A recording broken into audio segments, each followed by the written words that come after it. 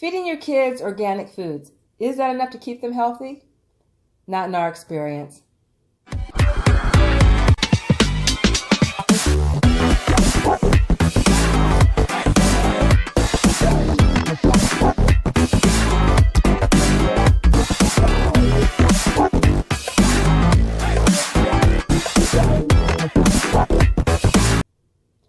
Hello, I'm Sandra Jones-Keller, author of 21 Lessons to Empower the New Age Kid, and this is my husband, Thomas Keller. That's correct. So I actually am going to jump right in. So today we are talking about keeping our kids healthy. And a lot of us, do organics. We don't do all organic, but we do some organics. And I use homeopathic remedies, natural substances. And we juice. But is it enough to keep our daughter healthy? It's only one part of the program. It's only one part of the program. Not even the biggest part. Yeah. So I'm just going to set it up and then you will jump in because they're different experiences. So about 4 years ago, I noticed a spot on Thomas's face. And he's got tons of moles, but this one stood out for some reason.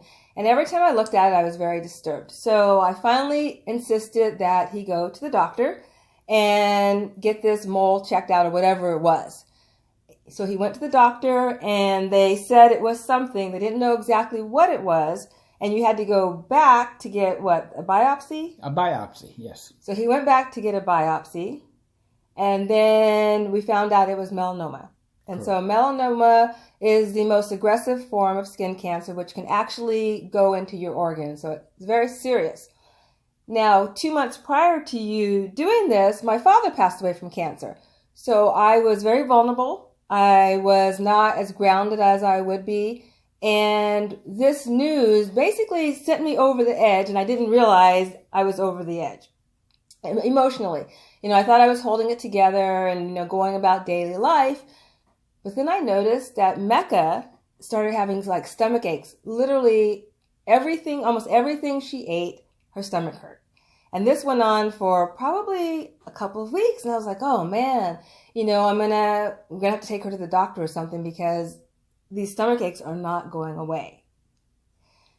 And so fortunately, because we do a number of different things, I went to my Bible, which is Louise Hay, Heal Your Body. And so this is the metaphysical cause of illnesses. And so when I looked up stomach, it said inability to digest ideals and dread. So once I saw the word dread, it wasn't real hard to figure out what was going on with Mecca. So you jump in now. Well, my diagnosis had created in me a lot of fear and quote-unquote dread. And I reacted to it by not even realizing how much I was afraid. I was probably more in shock. And so I went on about my life going to work every day. But then Mecca had these stomach aches, and I knew I arranged to have this tiny little mole removed. And so we had some time in between that. And she kept having stomach aches. And they were getting worse.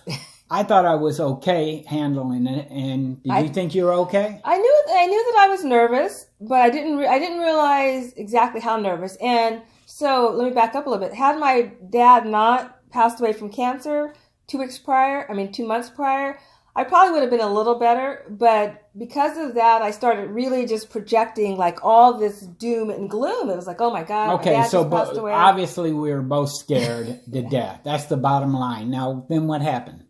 Well, so then, like I said, before running off to the doctor, I looked in Louise Hay and I saw dread. Right. And what I realized was that Mecca was reacting to the fear in the house. That's right. Our fear. And so I got to see really how afraid I was. Mm-hmm.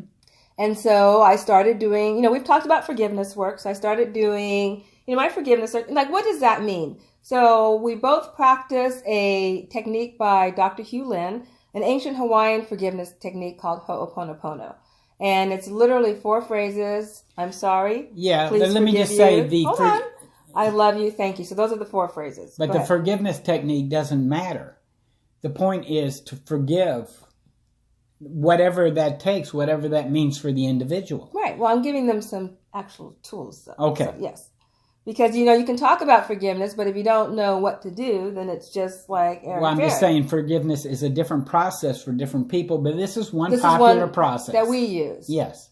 And so once I started doing the forgiveness techniques, the stomach aches got better. They still didn't go away because I was still terrified, I mean, I'm looking at you thinking, oh my God, what's going to happen to him? Is he going to be okay? Right. Because at that point, we didn't even know if it had spread into your organs or anything like that. So we didn't know how bad it was.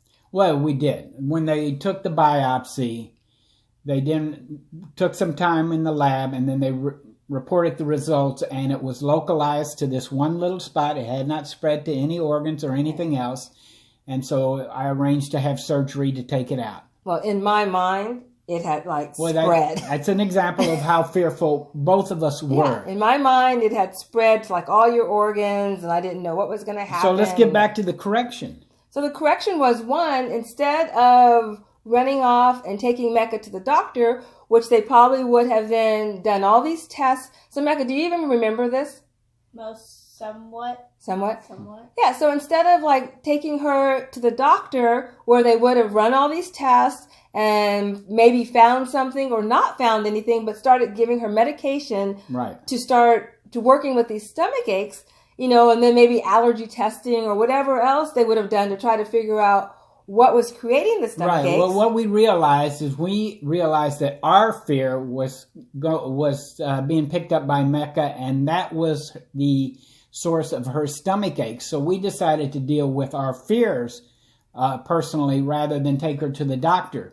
So you did your forgiveness work in your way. I knew the minute I had the diagnosis what was up for me, and that's going to be part 2 of this video.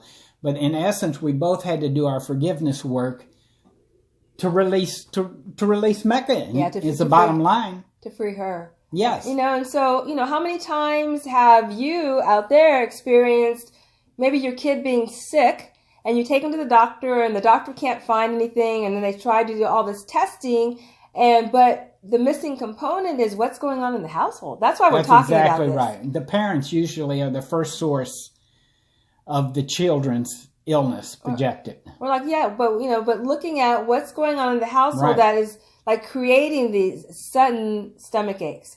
Exactly. So that's why we're talking about this, so that if your child is sick or not feeling well or something, start kind of being an investigator, being scientific. What has anything happened in the family? Has something changed in school? Is something going on with a sibling?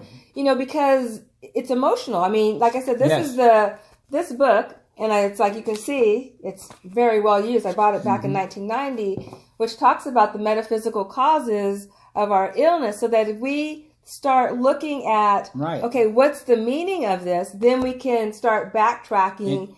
And each part of the body symbolizes something that's going on in the mental body of a parent or possibly the child. In our case, it was the stomach in Mecca, but the stomach is all about digestion. And what had happened is I had gotten new information that this was a melanoma at the time. So I was having a hard time digesting that information. So I was more afraid than into working the information, doing the forgiveness. And she was more afraid as well. So we both had to get busy taking care of our own fear so that Mecca could be free, clear. Yeah. And it actually really wasn't until you had your surgery. And then we got the all clear that the stomach aches really went away. Because, up until then, we were still both nervous. They got better. I got more grounded. I'm sure you got more grounded and started doing whatever process that you were doing. But when I got more grounded and I started pulling my energy back and being more focused, our stomach aches got better. But it really wasn't until you went and they said they got it all out, you're fine. It was I could literally feel my whole body relaxing. Because then we were both relieved, and then that freed up Mecca just to be herself, not impacted by our energy fields. Yeah, and literally the stomach aches went away. That's right, immediately. So the bottom line is, we could have taken her into the doctor, they could have done testing, and they could have put her on medication, but the real problem was the fear that we were experiencing. That's exactly right. And if you want to, as an adult, as a parent, you want to deal with your own stuff, because I know you know some of the things you're afraid of or worried about or concerned with. If you deal with your own stuff, your children have a lot greater opportunity to be free and clear of illness. Yeah. Well, I mean, that's it for today. So I heard you mention a part 2. That's so right. I guess we'll be back with part 2. Secret. We'll be back with part 2. Thank you for tuning in. Please visit my website, sandrajoneskeller.com. 21 Lessons to Empower the New Age Kid is available on Amazon. Happy parenting, happy teaching, happy being.